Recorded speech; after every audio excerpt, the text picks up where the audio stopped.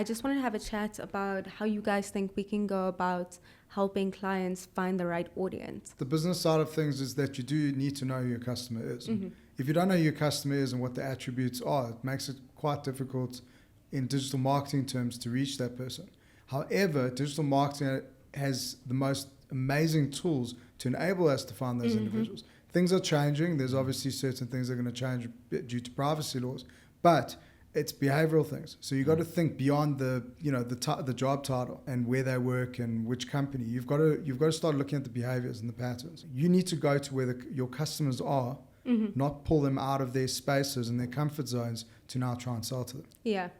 That fundamentally is the mistake a lot of businesses make, is they think that they're going to change the customer's behaviors. I think there's something really dangerous, though, with finding the wrong audience. The long-term knock-on effects that I've seen certain brands have, like, it's one of the worst things on Facebook for me, and I'm so grateful that they don't have it on a lot of the other networks, is page-like campaigns. Oh, yeah. Because page starts, they've got 0 followers, and instead of getting their content out to the right people and building a brand identity to attract the right customer people. and audience, they've flogged tons of money at getting their vanity metrics up and getting these page likes.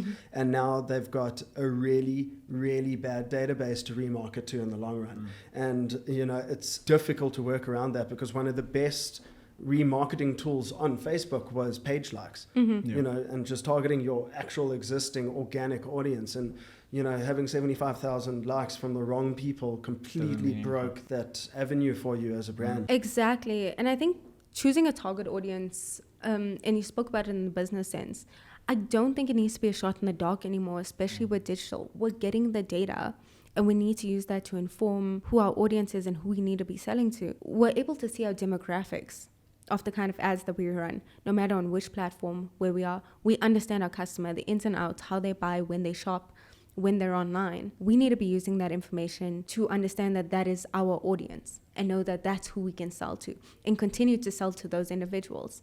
I think it would be really easy to jump online and say, my audience is men. Not all men are going to buy your product. Not all men are the same. I think sometimes, businesses make this error of my audience that comes into my brick and mortar stores, my digital marketing audience. And that's not always the case. I think that's the point you just made now about the data is, you need to allow that data to kind of lead you, and understanding where your audience sits and where your tribe is, and trying to speak to them in that platform in a way that makes sense to them.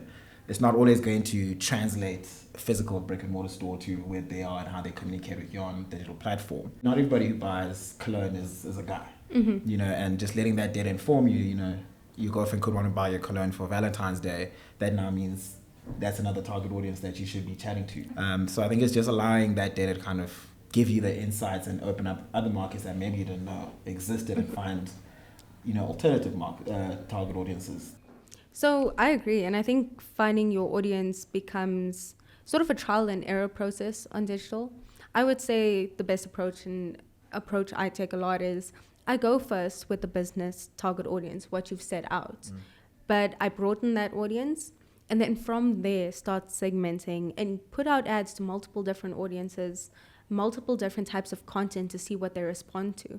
So it's about finding your audience and then going further and speaking to them in a way they appreciate, speaking to them in the kind of content they like to see and the kind of content that they will interact with. I think finding your audience isn't just about finding them. I think finding them is the easy part, but learning how to communicate with them effectively, that's the important bit. Well, there's finding them and knowing them. If you know your customer, if you know your audience, then you know what they want. Yeah. You need to make sure you meet up with them at that point. So unless you're a startup, you're not starting from a zero base. And even with a startup, there's a reason why you started that business, because there was a need in the market. Hopefully you've done your research. Understanding why they want to interact with the business or the brand or the product is the most important thing, so that you can keep them coming back. There's no point in going through all the effort to find them, build that audience, and then actually lose them. Yeah, it's about the why. So the why actually changes everything. Yeah. And it's absolutely crucial in this space, so that you can actually use the tools at your disposal. There's amazing tools and very clever ways of marketing. But again, if you don't know who you're talking to and why you're talking to them or what they want, it's a totally wasted exercise. I'm Evan, we're Firewater, let's chat.